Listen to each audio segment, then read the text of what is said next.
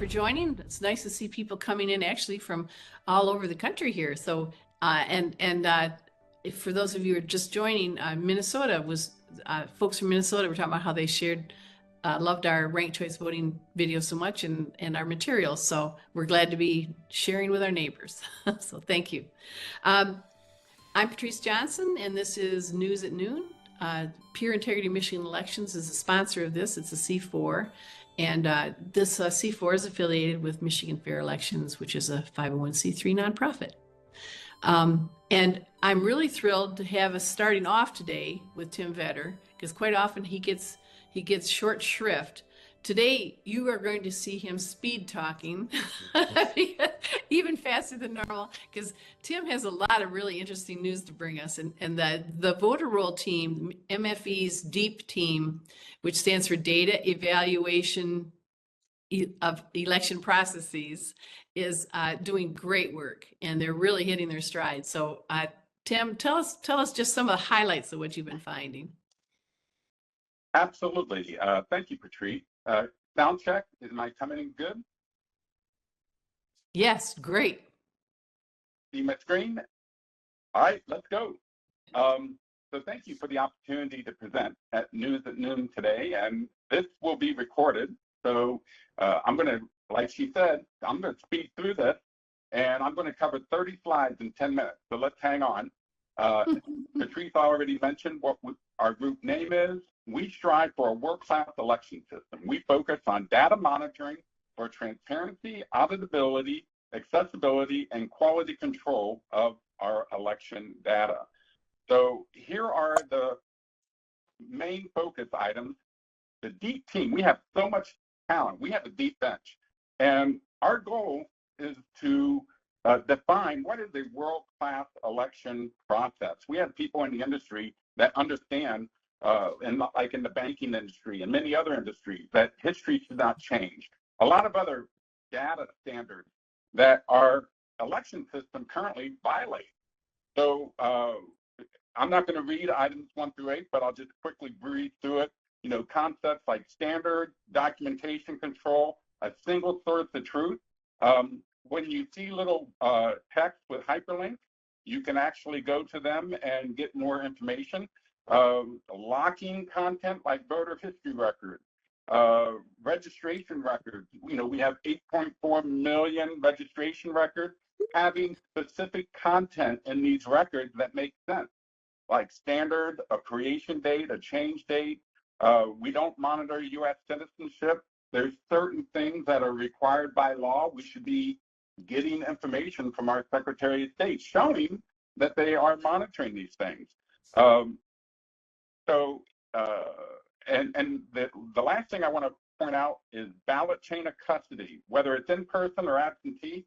We all know about tracking physical ballots, but our goal is the chain of custody of the data, which is, there are a lot of issues there. We presented on that 2 weeks ago.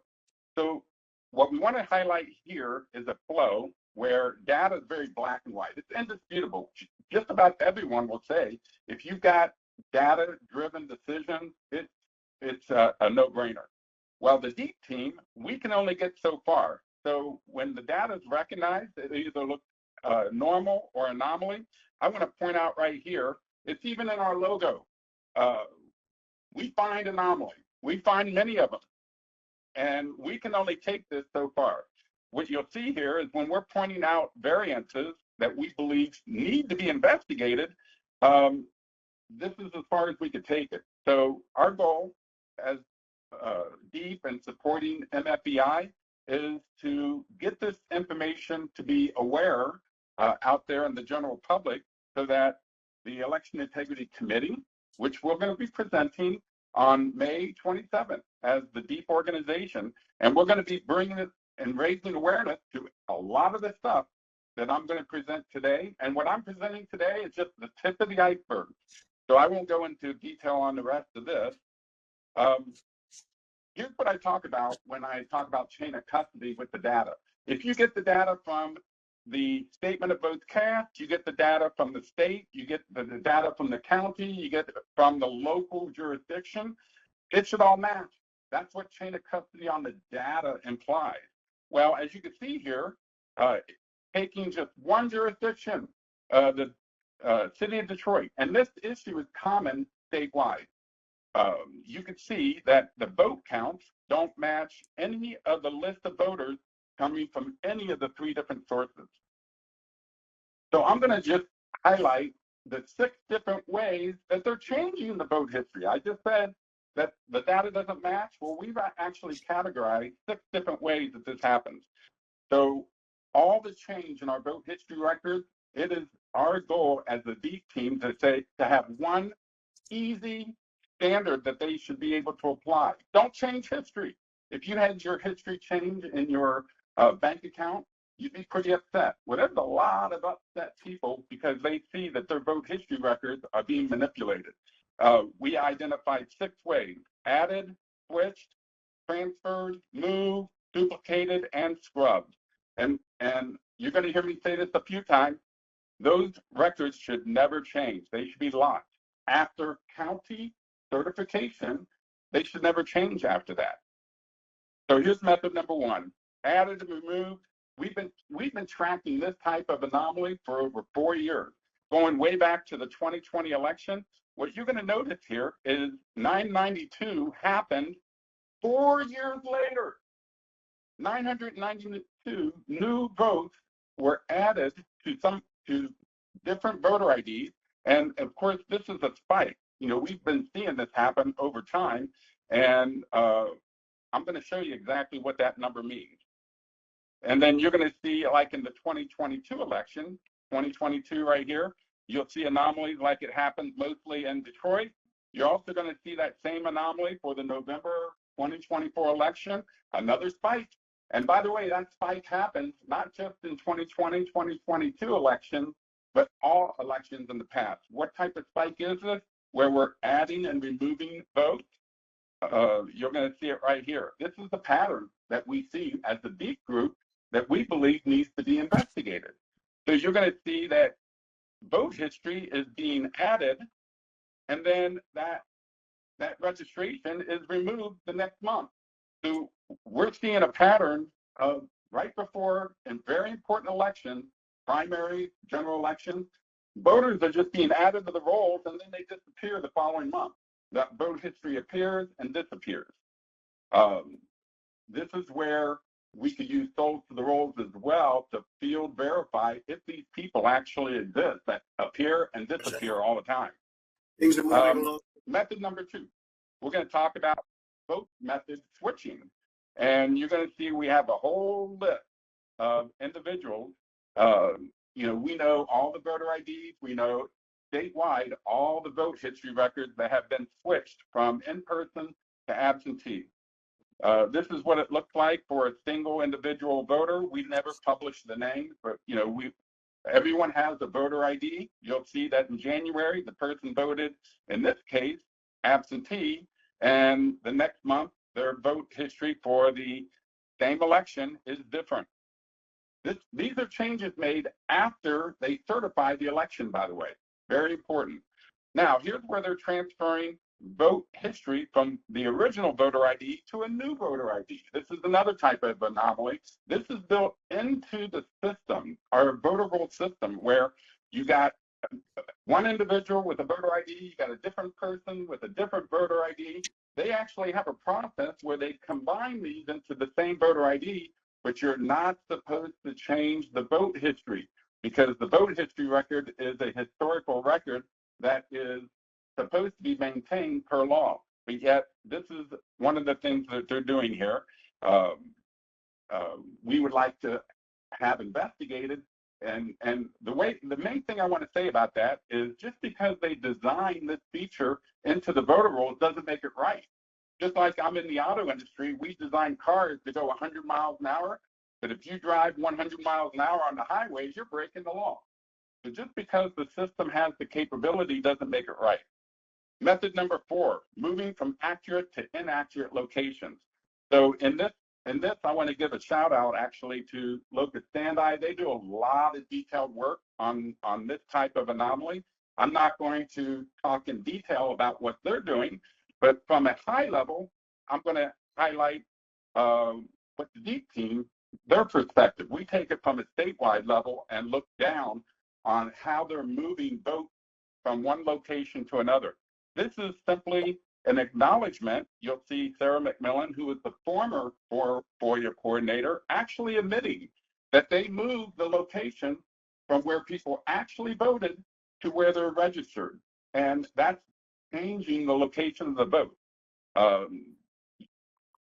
When did that scenario start and how much changing is occurring? You'll see that there's a memo from Jonathan Brader where they did what's called QVF refresh right in the beginning of 2019. And for 2 years, 2019 and 2020, there's minimal changes. Then all of a sudden, they've been moving people all over the place to the tune of almost 35 to 40,000 movements each month. So obviously this number 205, that's over a 4-month period. But if anyone wants to know, when did locust standi start? It started right after the 2020 election. That's when they started moving everything. I'm not going to read this memo, but this is where Jonathan Brader actually explains QVF refresh. He talks about, we're not doing this because of some nefarious purpose, but he actually explains here that the QVF system is supposed to maintain where the historical location of where people voted. He's actually saying this is what it's supposed to do. Does the statewide data show that? It absolutely does not. So that's why it needs to be looked into and say, well, why aren't we doing QVF refresh? You said it does this, but the data says this. Method number 5, duplicates added and removed. Now, this is shocking stuff. Let me tell you, what we've been tracking ever since 2019 are all the duplicate votes. This is same voter ID voting 2 times in the same election. And what you're going to notice is, and we had polls for the rolls included in this back in, over a year ago, we investigated these 602, and as soon as we went out with a report, it got cleaned up. Same thing up here. You'll see that this issue has not gone away. The issue was first discovered back in 2019, and we still have not gotten this type of anomaly investigated. This is same voter ID voting 2 times in an election. I'm going to show you what that looks like.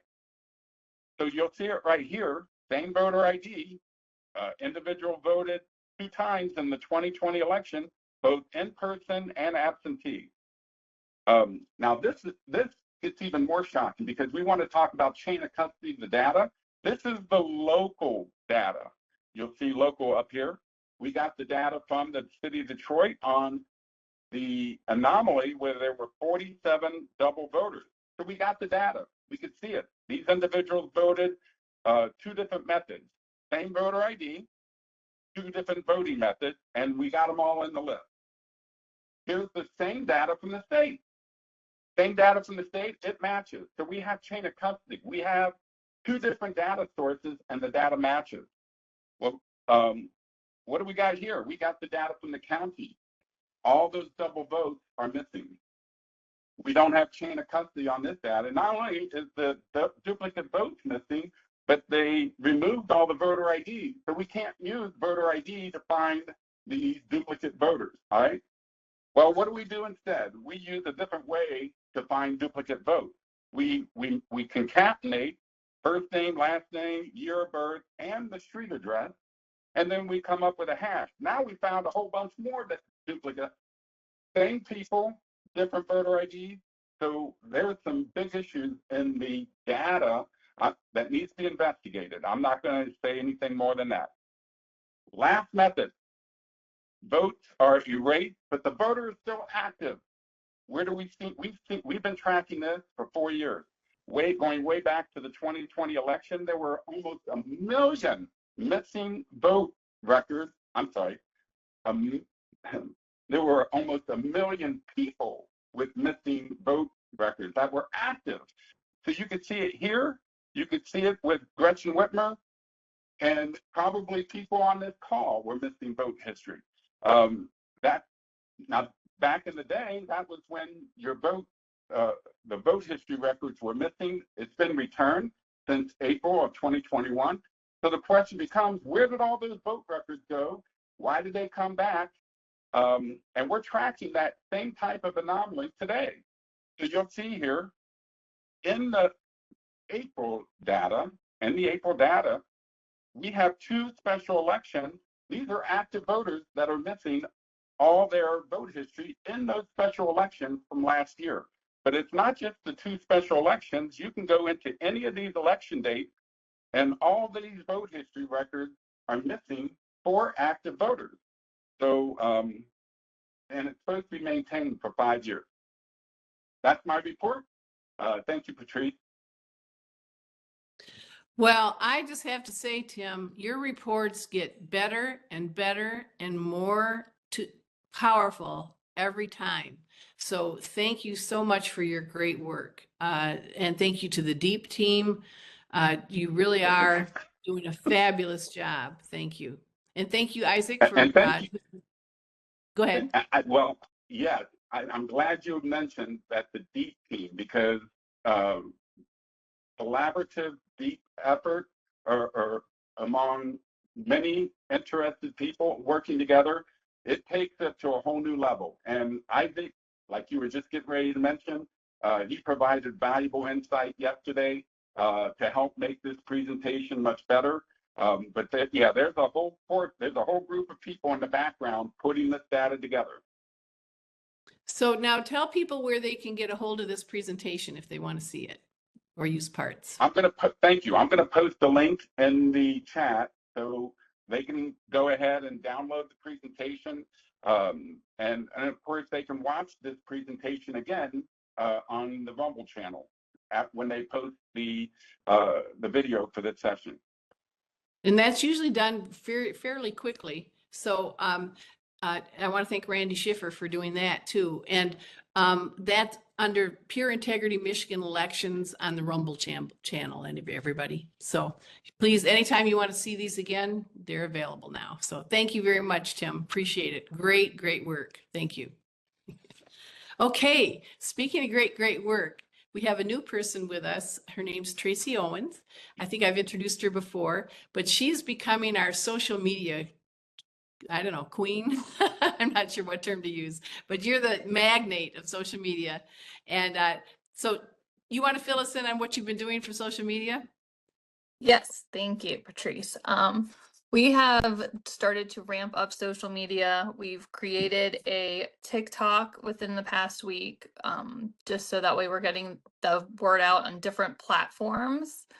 We have, so right now, X, TikTok, Rumble for the videos where a lot of this stuff is going. And then we've got our Facebook and Instagram. And then with our social media efforts, we're going to really need a team of people. You need to make sure people who are following you are sharing your videos and are liking it. It's not as big on Facebook or Instagram with the way that they use their metrics, but in order to get like more attention or to really like spread word or information out there on X or TikTok, it's a matter of engagement. So it takes a whole village out there. So everyone should like and share videos that they see, and make sure you're commenting, and I'll put all the social media links into the chat after this. And that was, Jacky calls them juicers, and I've never heard that term, but like, it's just, I think, a way of making sure that you're taking that and squeezing that information out is what I'm thinking, like what her thoughts are on that. And that's really going to be important when it comes to social media. I have been making videos. I think that is going to be the biggest way to get that out to certain age groups, because reading things, watching hour-long videos, or even probably watching news at noon for some younger generations. I know, like my own children, if they're scrolling. It's a constant scroll of something. So it's kind of like getting the information fast and furious out to them instead of taking up too much of their time. And that's just kind of something that I'm trying to focus on. We got that video out yesterday of Trump, and it's really helpful. So if you yourself are on anybody's on one of these social media platforms and you see something that you're like, oh, that's interesting, that's a great video, that's a clip, make sure that you're tagging one of the social media things too, because then we'll keep sharing. And it's just a network of continuous sharing of information. So those are basically what we've been, I've been focusing on, is getting videos out and making sure I'm engaging more on X and TikTok, where I know engagement's like very much key. So let me just tell a little bit of story about what happened recently. We have a team that's been working against to figure out ranked choice voting, what's coming at us, and it's coming at us, believe me. So then what happened is we were successful in having it placed into President Trump's speech in Macomb County, and we verified it was going to be in the speech unless something happened and it was pulled out for some other reasons. So we notified Tracy and Jacky and folks in the communications and social media teams that this was coming. Please get photos so that we can give the statement against ranked choice voting longer life, legs, you call it, giving it legs. So Tracy, would you be able to call this up and just play this clip that's been going viral now? and also then put the link in here so other people can share it too, if you would, please. I did put the link in there already, and People won't see it. People have to. I'll do it again. They only see when they join on. So yeah.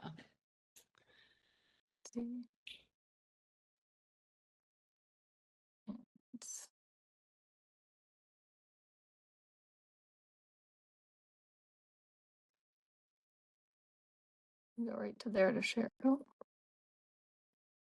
That'd probably be the best way. Do it.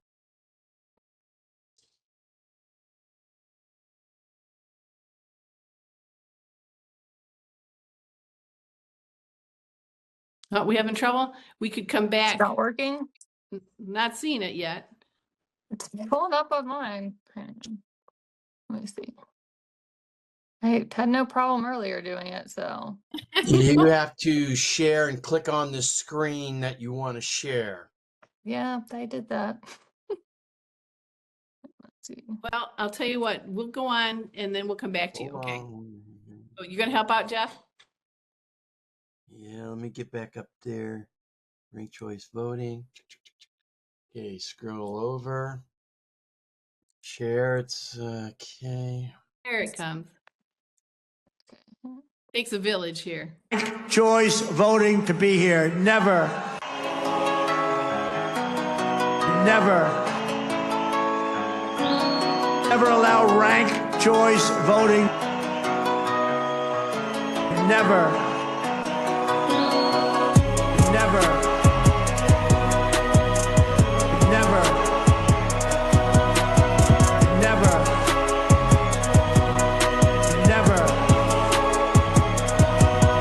allow ranked choice voting.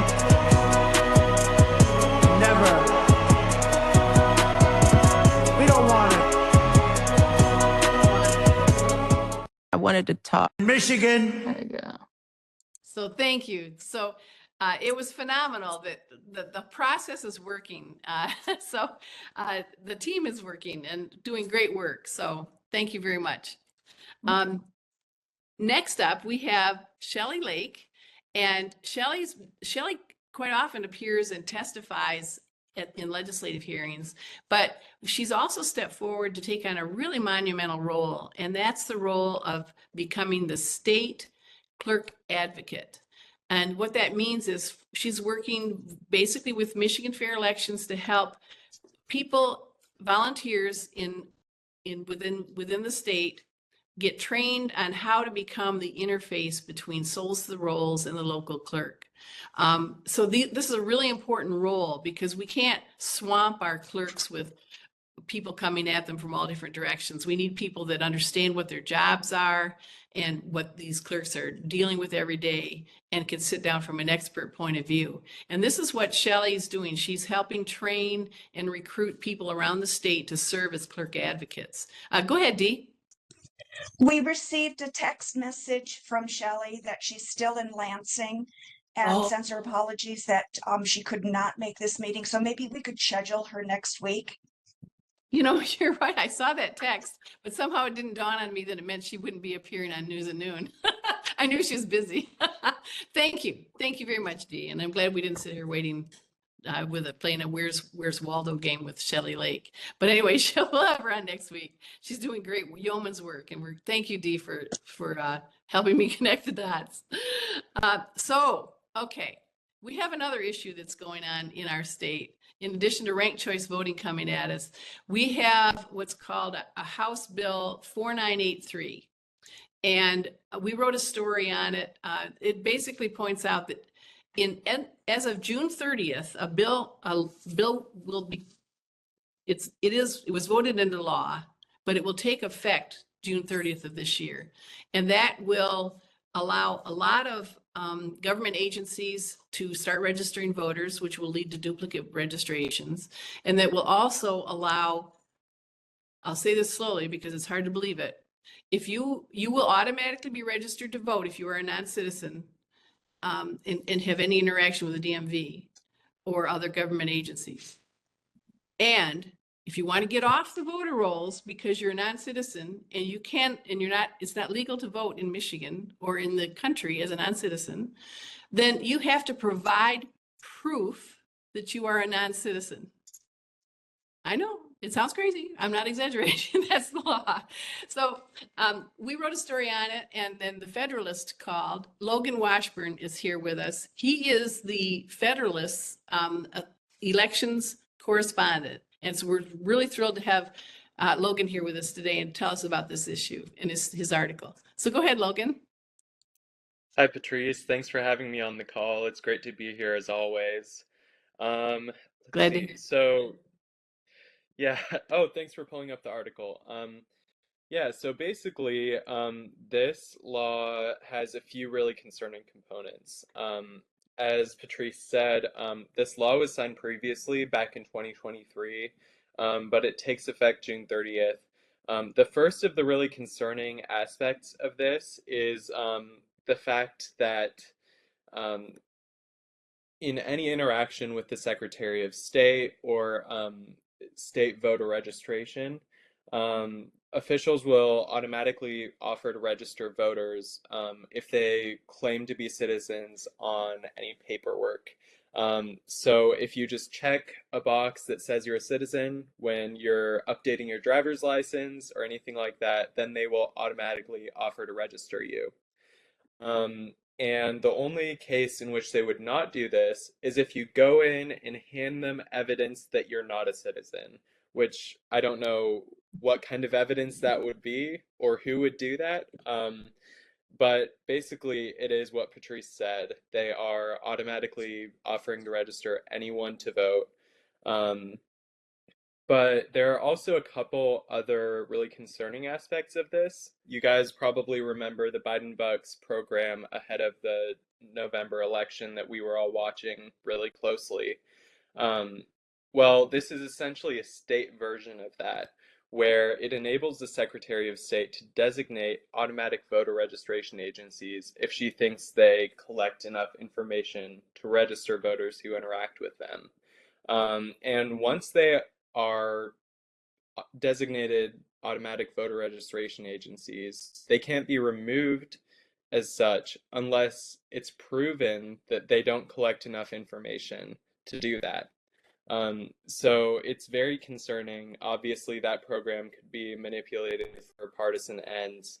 And then the last kind of important piece of this is the fact that it seems like they're hedging their bets in case this goes the way it did in Oregon, where they used a very similar system and ended up with a lot of non-citizens on the rolls. They essentially built a legal defense for registrants who shouldn't be on the rolls. So if they claim that they were placed on the rolls by a human or mechanical error, or if they say they didn't intend to do that, then they're essentially given a legal defense and they're not considered to violate state law.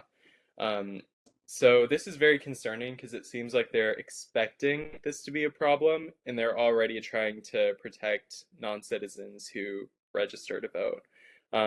Notably, the Chinese national who registered and voted at the University of Michigan, also registered simply by checking a box claiming to be a citizen and showing a student ID, both of which fall under this law in terms of he never gave them evidence he was a non-citizen, and he just marked on paperwork, yep, I'm a citizen.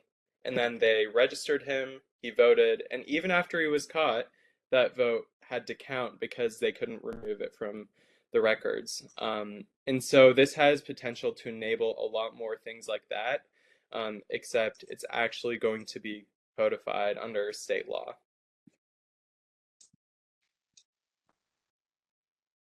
So thank you, Logan. Is that it? Let's Thank see, you. those are Thank the you. main points. But yeah, do you have any other questions or things that you think are important to point out about this? Well, I would just like to say that, you know, we read a lot of publications, and we probably don't read any that do more vetting and check their stories more carefully than the Federalist. Thank you. Your organization is the best of the best. It's just fantastic, and we're really honored to work with you. So thank you. The Thank other you. thing I would like to recommend is people on this call, we need to wake up our legislators and tell them to stop this bill from going into effect. Somebody's got to issue an injunction to stop this bill from going into effect and then take it down. So everybody, I ask you just to call, write, email your congressman that this is happening. It's the House bill number is 4983, and it is now part of Public Act 268.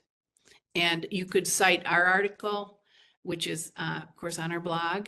And you could also cite Logan Washburn's, the Federalist article on this, so that they'll know that this is serious and it's a real thing. We're not whistling in the wind or crying, the sky is falling about something that's not real. This is a serious threat, and it should never have been enacted into law. Shame on those people who signed it and encouraged it. So thank you. And I've got a question here. Who can issue an injunction? We could get an injunction from the courts. Only the courts can issue an injunction. So and we have written to the Department of Justice, by the way. We've written to the Department of Justice. We've written to the Department of Civil Rights. We've written to our state legislators, and Rep. Smith is quoted very strongly in Logan's article in opposition to this. So we just need somebody to start taking action. We're working with our attorneys, but it's hard to get through a court system this quickly. People at real high levels, like the Department of Justice, could get this done. It would be really hard for us to have an effect before it takes effect. So I would encourage people contacting the Department of Justice. And we've got Sherry saying contact each R member of the EI committee, which is the House Elections Integrity Committee. That's a good suggestion. And every D member too, because citizens voting is opposed. I think it's 88% of the public opposes non-citizens voting. So should not be a partisan issue. This is an issue of preserving the principles of our nation and having citizens being able to vote in their elections. So, and Sherry's putting some other names in there that would be good to contact as well. Thank you.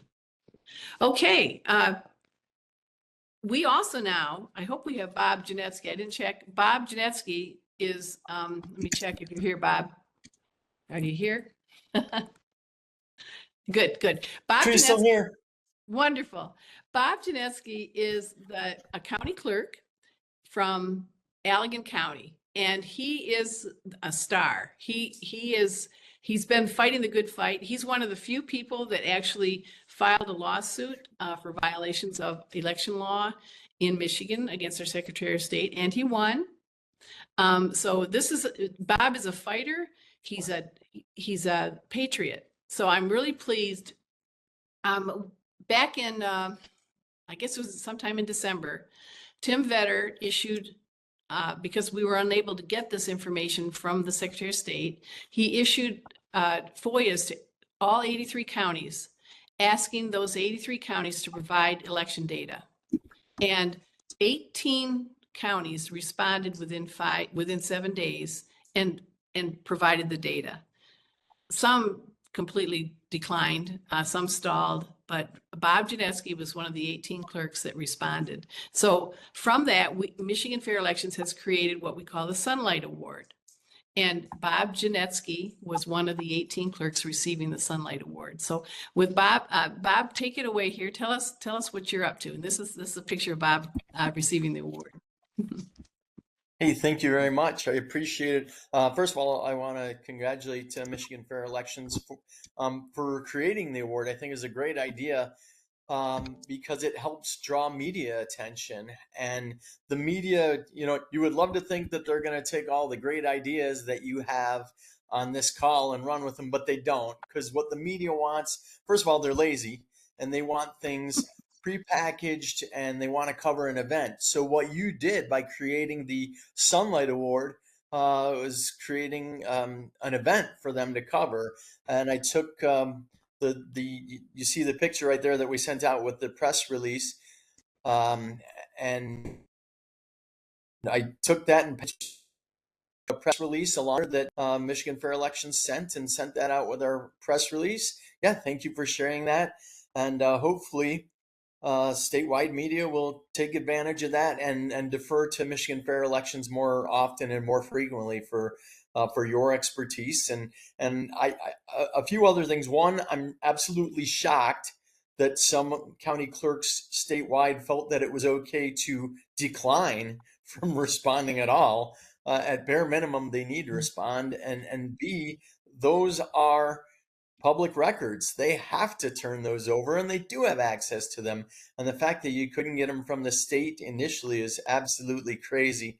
And then finally, because I don't want to take up too much of your time, you all have important things to discuss, but I want to commend Marla Weber, who's also on the call from Allegan County. She does an amazing job of interacting with my office and with our local clerks, sharing lists of potential duplicate voters and lists of voters who have been deceased but not been removed for the rolls for whatever reason. And we really appreciate the communication and the hard work that she does behind the scenes to help us make sure that Allegan County voter rolls are kept clean and in the best possible shape that they can. So thank you. Thank you, Bob. Thanks for joining us. And thank you for pointing out Marla's good work.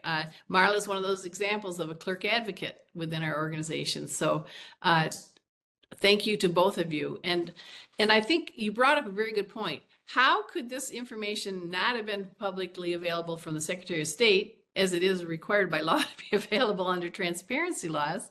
And then again, how could some clerks flat out decline to provide it?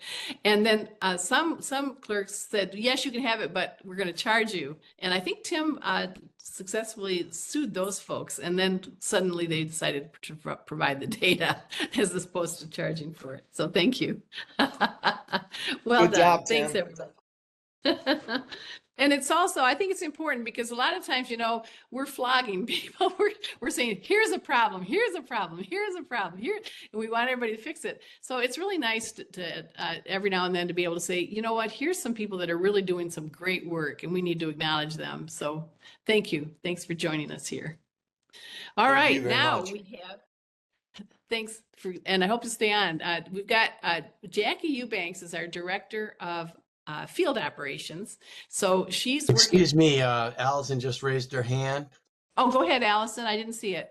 Yes, Bob, thank you so much for being willing to work with the community to be part of the solution.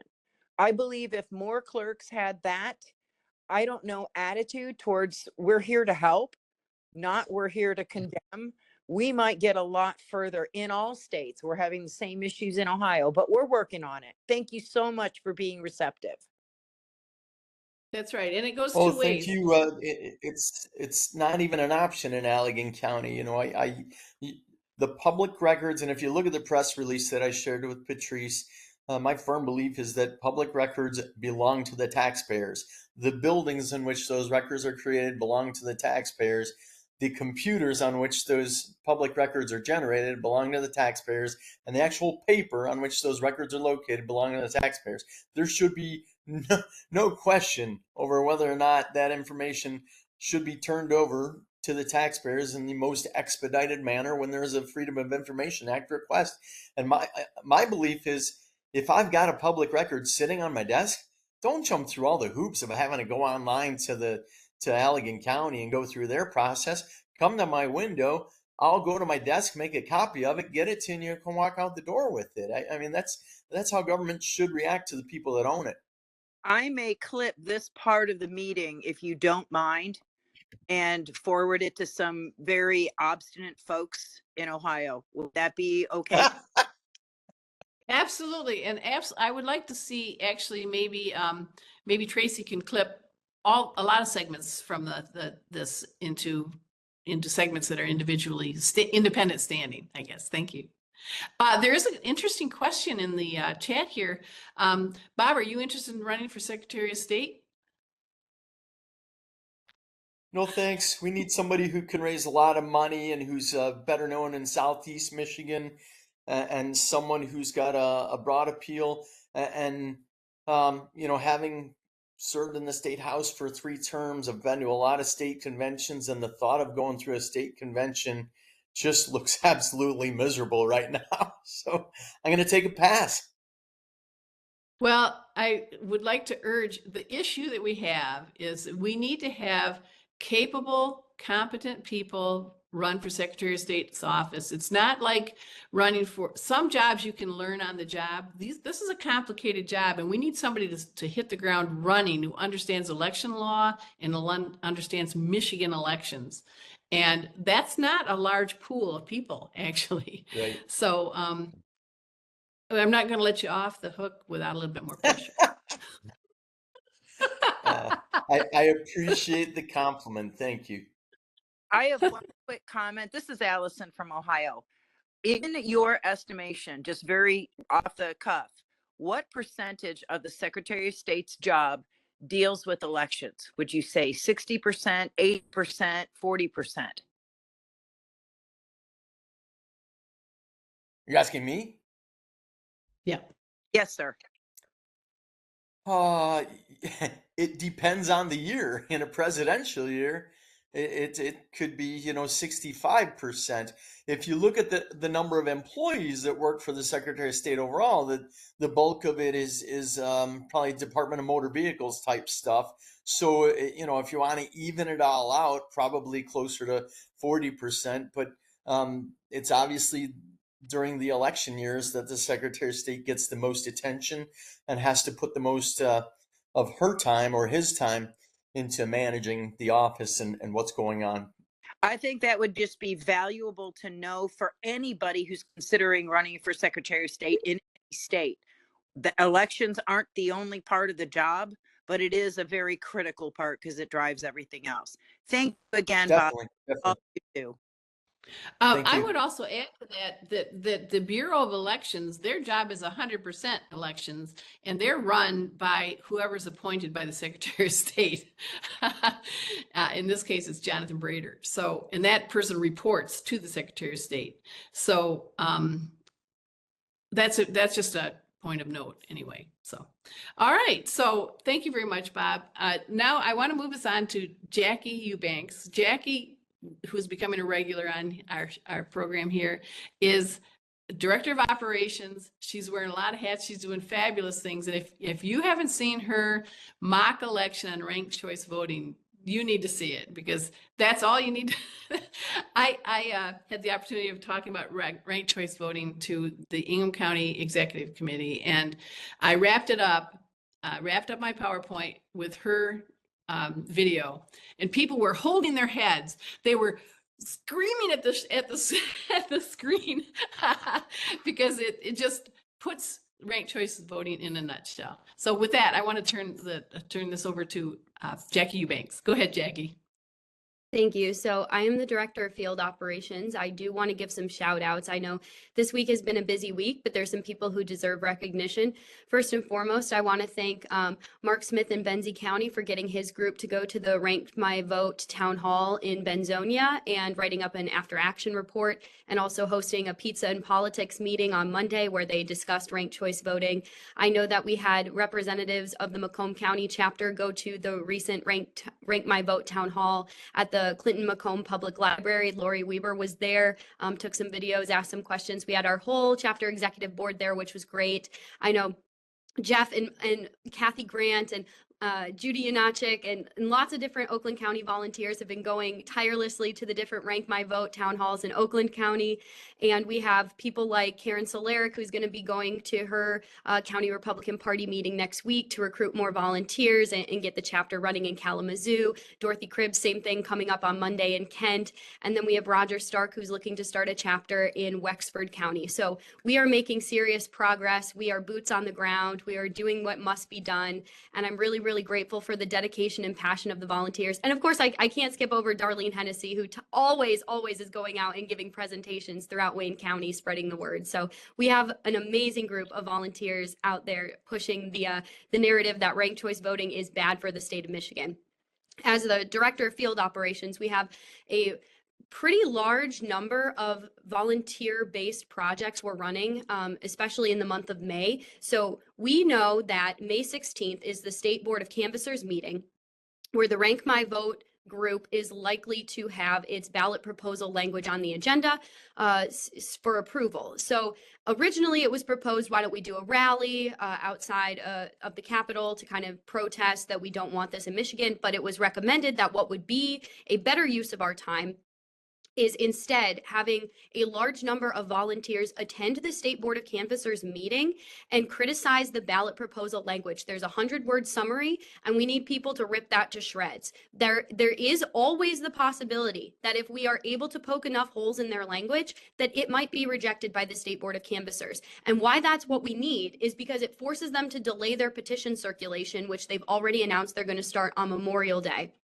So if we can get them to delay, we can maybe even demoralize them to quit. So this happened with the national popular vote ballot proposal. There were so many holes in their 100-word summary that it got rejected by the State Board of Canvassers. And they ended up saying, you know what, forget it. We don't want to adjust the language. We're not even going to continue. So there is the possibility and what we are going to do is we're going to try to get our hands on that 100-word summary as soon as possible.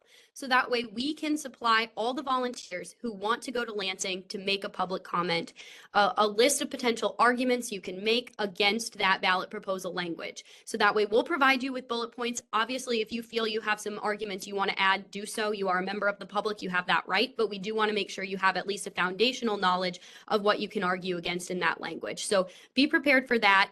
There are groups that will be headed up to Lansing on that day to make public comment. Another thing is we are going to, if that ballot proposal language passes, we're going to continue with our stops along the rest stops along major highways in Michigan. The ranked choice voting people allegedly will be circulating petitions at those rest stops along major highways in the state. On Memorial Day, we need people there to hand out literature. Yesterday, we were able to have a meeting where we finalized the language of the palm card that we're going to have volunteers hand out. I'm happy to show you that. Right now it's not decorated, it's just text. I finished a draft with text only, but we'll make it look really nice and then we'll print it out and distribute so everybody has palm cards ready to go. And we're also doing 2 more projects. One of them is a clerk letter. So we have a clerk who is willing to sponsor the letter. It's a letter basically denouncing ranked choice voting as bad for the state of Michigan from a clerk's perspective. And so this clerk will be sending it to the other clerks throughout the state, asking to add signatures so that it can be presented to the State Board of Canvassers.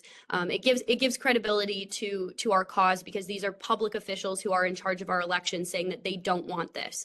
And then a final thing is we have drafted a resolution which can be submitted by volunteers in our chapters to county commissions so that county commissions can ratify the resolution basically saying we don't want ranked choice voting in this county. Okay, I see Jeff has his hand up. Please go ahead, Jeff. Well, Fred Neenstad has his hand up, so let's have Fred go first and then Jeff, please. Okay. Go ahead, Fred. Jacky, thank you for that resolution. I will present it to our county commission. So obviously, one of the gaping holes we exposed in Macomb was that it does not apply to federal elections. They're trying to make some sort of adjustment so that they'll be able to pass legal muster with a nationwide effort. Have an agreement between states that is not mission of the House of Representatives. So that's the national popular vote failure, and they cannot have an election for president with the current structure of their law. Thank you so much. Thank you. Thank you. Go ahead, Jeff. Okay, just really quick, I also put in the chat, at every meeting I've been to, and I've been to 3 now, I've asked for the language of the ballot proposal, and none of them have, they all say the same thing. It's under final legal review. I believe we will not see that language until right before the Board of Canvassers. But as a quick FYI, national popular vote, I was at a Board of Canvassers meeting, and at the library, and I found this free book called Every Vote Counts. This is for the national popular vote, and this is the size of it, 1,218 pages in 8-point font. So it was something to see. Okay, I'm done. Well, I would just like to add, we were there it's PIME in opposition to the national popular vote, and we prevailed in challenging the wording as not being honest with the public, and that it had to include certain things. And when the Board of Canvassers agreed that those certain references needed to be included, then the national popular vote people decided against doing it because they couldn't win if the truth were told about their petition. So there is a lot to be said for wordsmithing of the 100-word summary. That's really an important piece. Okay, and we have Mr. Ikes here. Go ahead. His hand, and you're muted. Unfortunately, you're muted. Hey, my question here is on ranked choice voting, right? Some of us are precinct delegates, some of us are planning commissioners, some of us are volunteers to interface with the clerks in our township. That's me, okay?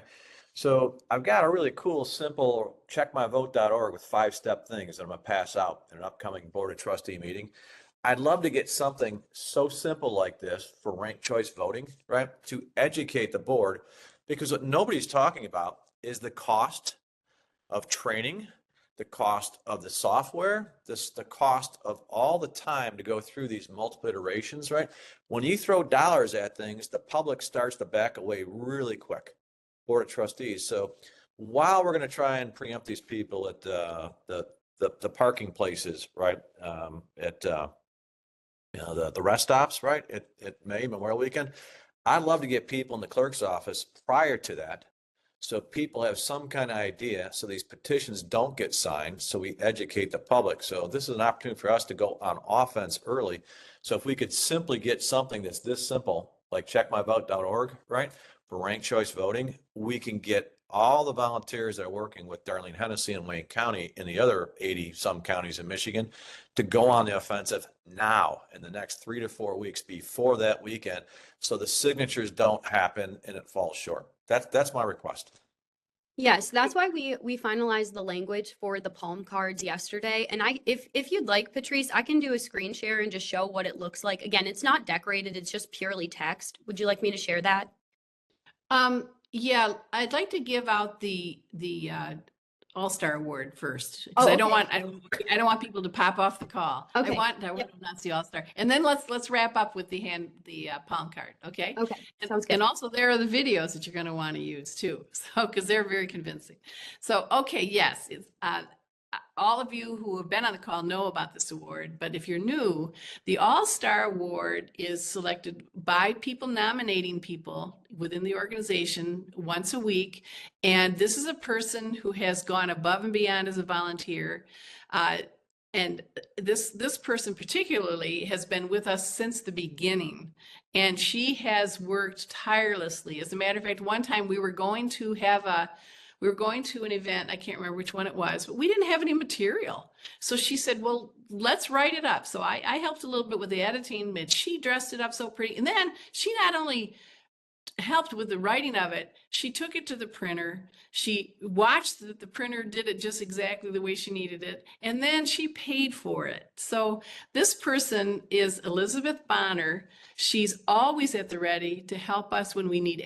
She's a remarkable researcher. She's always willing to help, and I have never known her to say no to one of my requests, which, that's. I'm not a lightweight when it comes to asking people for help. Elizabeth Bonner has been just above and beyond. I just love her. So thank you very much, Elizabeth. And what you will be receiving from the organization is a challenge coin, which the coins were donated this year by Patrick Kolbeck, who calls us meddling kids, as you know. And challenge coins go to a select few that they can show that they actually are part of a group. That originated, as I mentioned before, during Roman times, so people could identify themselves as part of the Roman army. And so you're part of the Roman army here. So thank you very much, Elizabeth. And Jeff, I saw your hand up for a second. Did you want to say something? I can definitely say that you do not do light lifts, ask for light lifts, but yes, Elizabeth is definitely someone that deserves this. Yes, that's right. Thank you. And Elizabeth, I know Elizabeth works, by the way. She's a hard worker and has a job. And sometimes she can't speak on the call. Is it possible for you to unmute and join us, Elizabeth, and say a couple words? Yeah, I'll just say I am grateful to have met all you people and to have positive hope for what's going to happen in the future, because there's a lot of really good people that are working, for election integrity and other things too. Even in the legislature and a lot of different things. That's very encouraging. So, and I thank everybody for everything they're doing. And I'm grateful that we've found each other, and even the simple potlucks and all that are all so meaningful, and it's just been a joy, really. Well, that's one of the things that I think is special about our group, is that we're not backbiters. We help each other. We give each other a hand up when we need it. And I think that's really important. We all stick to that principle. And Elizabeth is an all-star in that regard. You don't find her throwing darts at people. She's always helping. So thank you, Elizabeth. So with that, let's turn now to the palm card. Seems kind of anticlimactic. Oh, Sherry has her hand up. She's talking, but she's muted. So do you want to unmute, Sherry, or you want to? I'm just saying we got 1 minute. It's 12:59. So yeah, we got time. We got time. Go ahead. You're muted now, Jacky. Okay, it'll take 1 minute. If people want to sign off, they're welcome to, but I just wanted to give people the opportunity to see what this looks like. Let's see here. Wait. Sorry. There we go. And okay, so I'm going to scroll down. This is the language. So it says, why do they want to make elections harder? Ranked choice voting, RCV, isn't reform. It's confusing, unfair, and makes people stop trusting elections. I'm going to put numbers next to these. So we have like 1, 2, 3, 4, 5. Some votes are always thrown out. Studies show up to 27% of ballots are discarded from exhaustion. If you don't rank every candidate, your vote could disappear. The losers can win. RCV can elect candidates who got fewer first choice votes. That's not democracy. That's a math trick. It confuses voters, causing more spoiled ballots, longer lines at the polls, and voters being disenfranchised, leading to high-cost voter re-education at taxpayers' expense. It favors establishment candidates. If your first choice is a grassroots or third-party candidate, they may be eliminated and your vote redistributed to the mainstream party candidate. It's already banned in 16 states, rejected by 4 states, and repeal efforts are underway in states where it's legalized. Don't sign the Rank My Vote petition. Keep Michigan's elections simple, fair, and trusted. Learn more at stoprcv.com. And then this QR code right here links to a ranked choice voting risks page on the stoprcv.com website. All right, thank you. And here we are. 1 minute over. It's amazing what we pack into these meetings. Thank you all for joining. I have go a thought, ahead. if I could, in the future, for the petitions for the for Brian Posthumous other voting thing, it might be good to hand out those palm cards when people do petition signing for the other voting. People get voting mixed up, right? And they're like, which one is it? Blah blah blah, and it'd be nice information at the same time, possibly. Yeah, makes sense. Thank you. Good. And Mary in Gladwin says, very good. I've already got an RCV activist showing up in our Facebook, on our Facebook page. And we had one come to our county meeting here. So they're being deployed. My temptation is always to ask them, who's paying for you to be here? Because I don't think these are volunteers like us. So anyway, thank you very much for coming. And let me know if you'd like to be on the agenda, if you've got news that we need to share. Just keep in touch and let's keep moving forward. We're having success. We were not going to get tired of it. Tired of winning. Bye.